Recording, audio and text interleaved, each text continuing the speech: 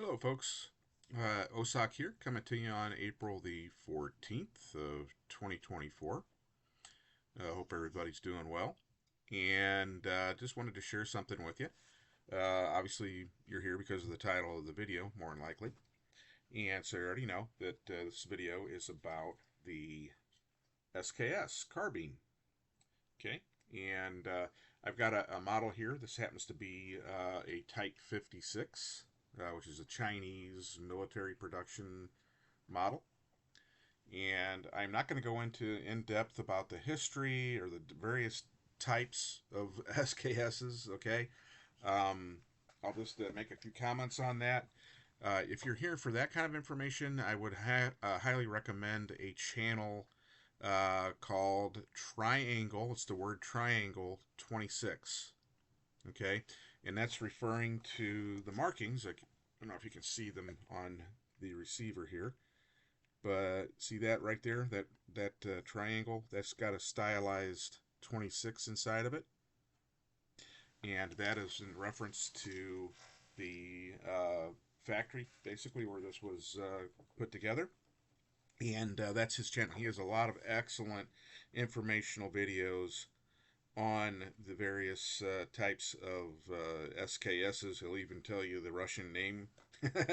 So Simonov, something Karbinar or something, I don't know. But so this is not a video about the in-depth history or technical. It's more just a quick review and commentary.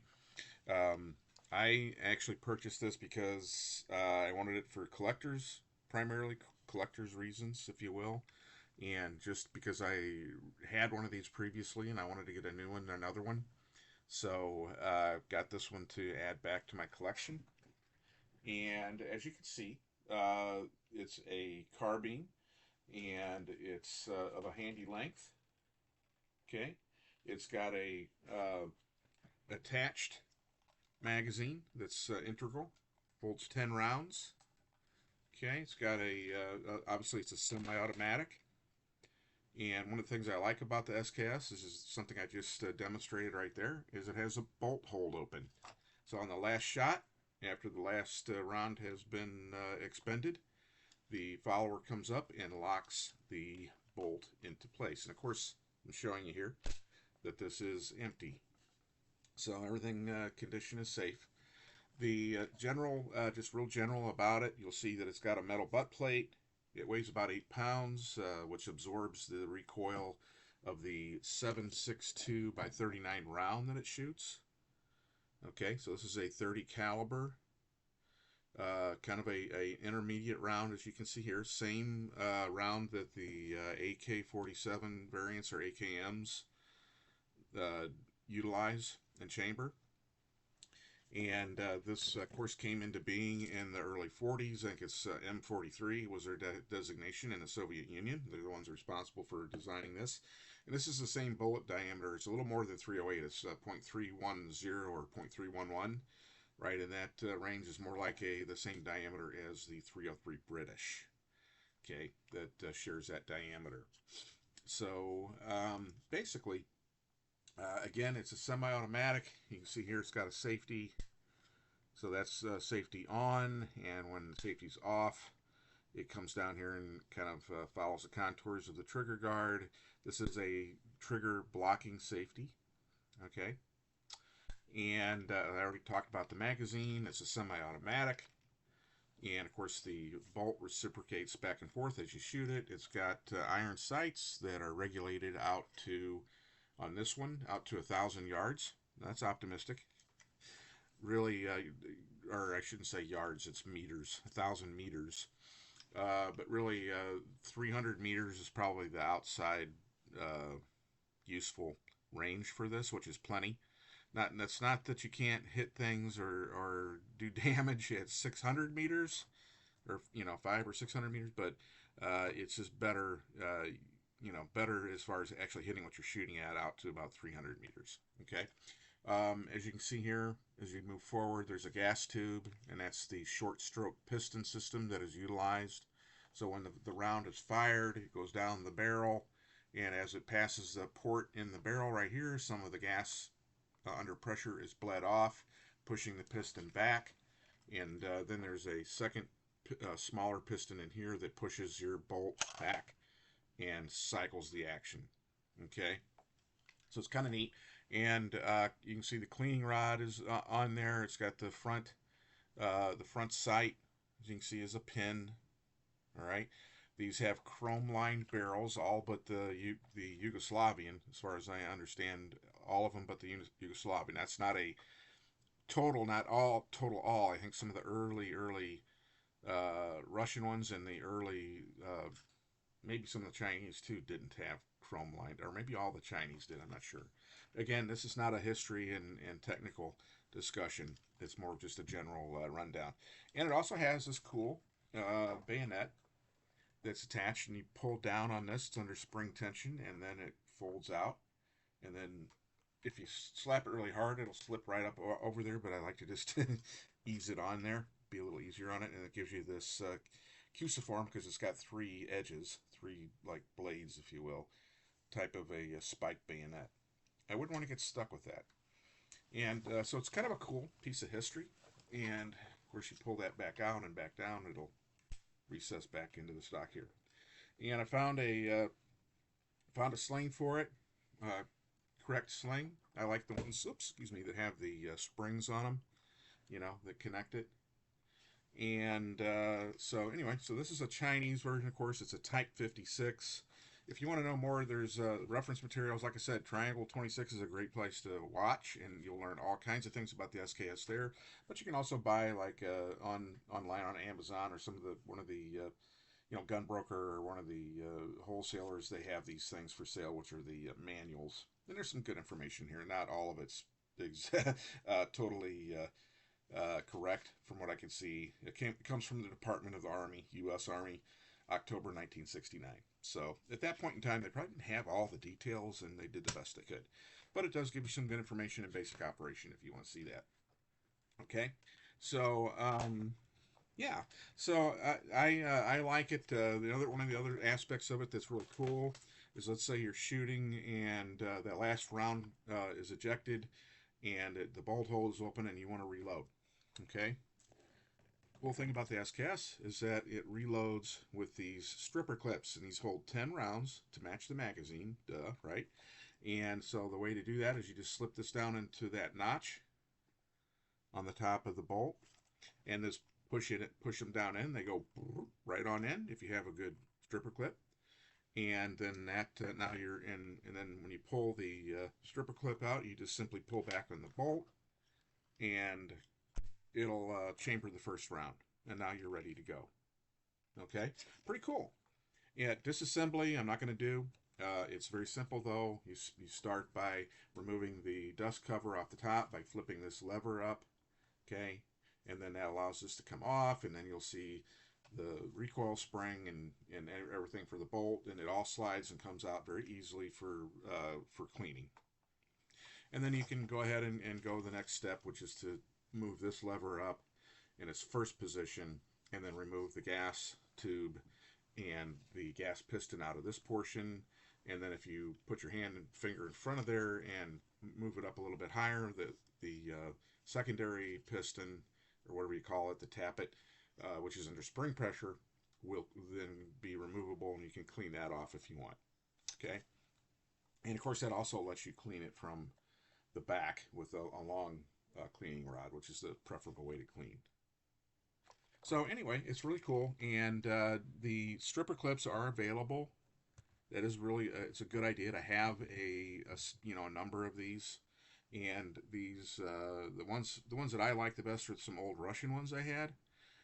There are some others. Again, Triangle 26. I'm going to keep referring to him. He has a excuse me, a video just on stripper clips and the best ones to get and stuff.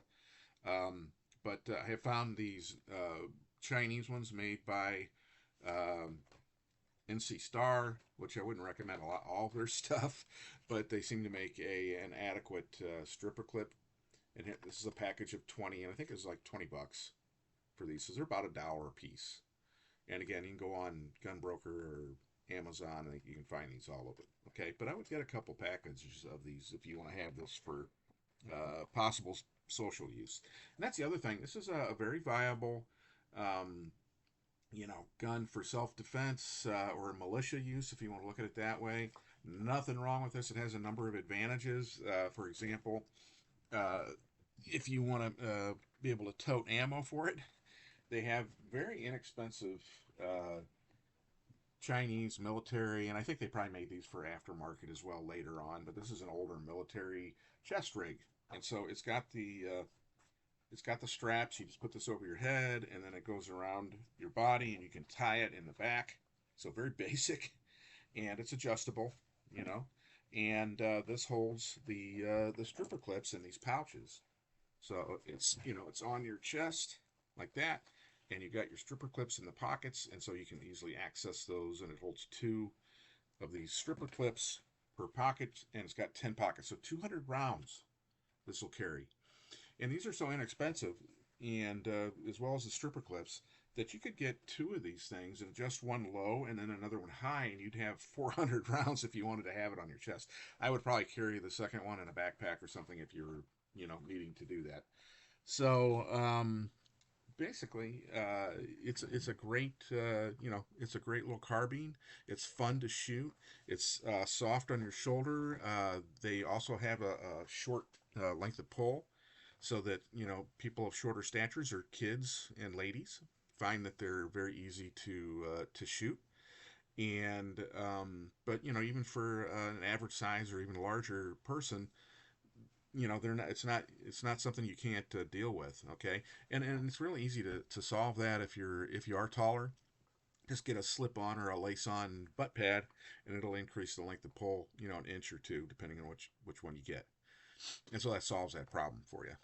And I'm leaving out some details, like there's a little trap in the butt stock and the butt plate that holds a little cleaning kit, which is very handy. Stuff like that. And again, I think I mentioned that it's a chrome line bore, which helps if you do end up buying some corrosive ammo, corrosively primed ammo. Most of the ammo you get, this happens to be Privy Partisan right here that I had. And so this is actually brass case reloadable and not corrosively primed. So very nice ammo if you can find the Privy Partisan. It is still available, and that's the other thing about these is the ammo is readily available, and it's made out. Right now I think they have a some kind of an embargo on bringing in Russian stuff, so getting the Wolf and whatnot in is harder to find. Although I think it's coming through secondary sources, but the ammo is manufactured by Winchester. It's manufactured in I think Privy Partisan is in where is it, Czechoslovakia. They make it in Yugoslavia. So there's all kinds of different sources of ammo that you can get it.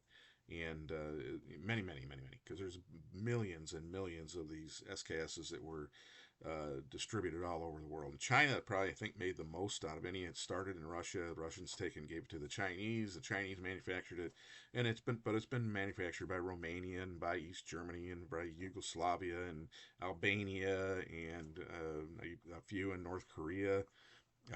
Not North Korea. I'm sorry, North Vietnam, and I don't think it was North Korea. I think they use all the Chinese. But anyway, a number of other places as well, and they're really fun to collect if you're looking for something to collect. I got mine for a great price on Gunbroker here not that long ago, $479.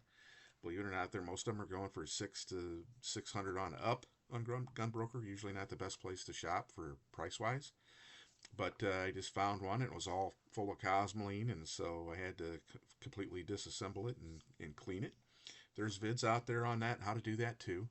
I just use paper towels and some penetrating oil to clean mine with a toothbrush. So Croil is what I used actually, and I didn't have to use much of that. Just a little bit on a toothbrush when I needed it after I got almost all of it wiped off, and that did the trick. So now it's all cleaned up and ready to go.